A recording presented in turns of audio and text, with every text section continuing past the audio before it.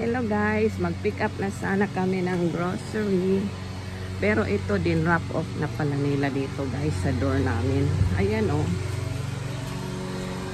Tingnan nyo naman yung grocery na dinala nila dito sa amin. We have 3 bags. Yeah, we're gonna check out and then we'll see which one we need to buy. Ayan guys, thank you sa nag-drop off ng mga food dito. Ayan, canned goods, daming bread.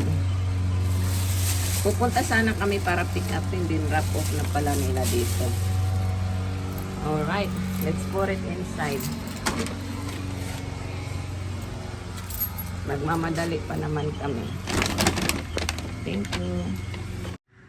Ayan guys, may grocery na naman tayo na libre na dumating. So, actually guys, ang mga grocery na to galing to sa dating school ni Easy. Dito sa Liberty High School. So, kahit wala na silang school, continue pa rin yung bibigay nila ng grocery. At actually, din-wrap up pa nila dito sa bahay namin. Kasi dapat pick upin ko 10:30, late na kami. Pero I think dumating na yan kanina pa. Itong grocery na to.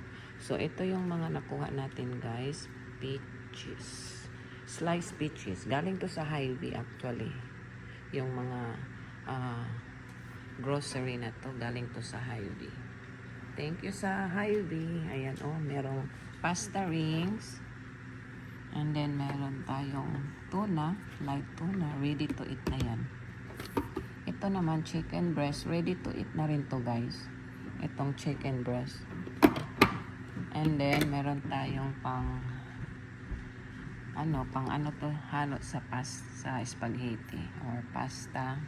And then meron tayong sweet corn, and then spaghetti, and then peanut butter. Siyempre, i-check natin yung mga expiration yan mamaya. Pero like tulad nito, March 2025 pa to ma-expire. So, it's good pa guys. Maganda to ipadala natin sa atin sa Pilipinas. Yan o. Ang dami ko ng ganito. Tapos ito rin. Lagyan lang naman to ng milk. So, ipadala din natin to as long na matagal pa mag-expire. So, sa February 2025 pa yan ma-expire. So, it's good. So, ito, gamitin namin to syempre dahil hindi naman to pwedeng i-ship sa atin. Pero ito, pwede to. Mga snack bar. Snack bar. Maganda rin to pag mag-travel. And then, yung vegetable nila, meron tayong carrots. Yan, gamitin natin yan.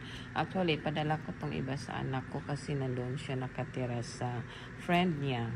So, ipadala ko lang tong mga kahit anong mga gusto niya dito. Lahat to pwede ko tong ipadala sa kanya. Ito mga ground beef. Meron din tayong blueberries. Ayan, blueberries. At saka yung purple na cabbage. Pang salad to siya. And then meron tayong pineapple. So, ito siya. Cucumber daw to guys. Oh, mahaba siya na cucumber. Ito, nalimutan ko ng pangalan nito, pero masarap to guys, matamis to siya.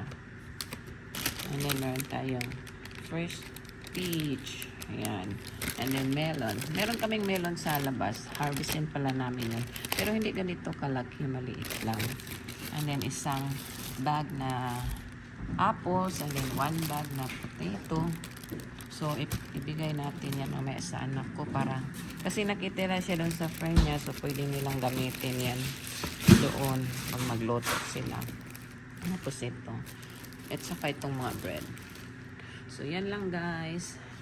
Thank you for watching. So, yung mga iba nito, ipadala na natin sa Pilipinas. Pero i-double check ko syempre yung mga expiration.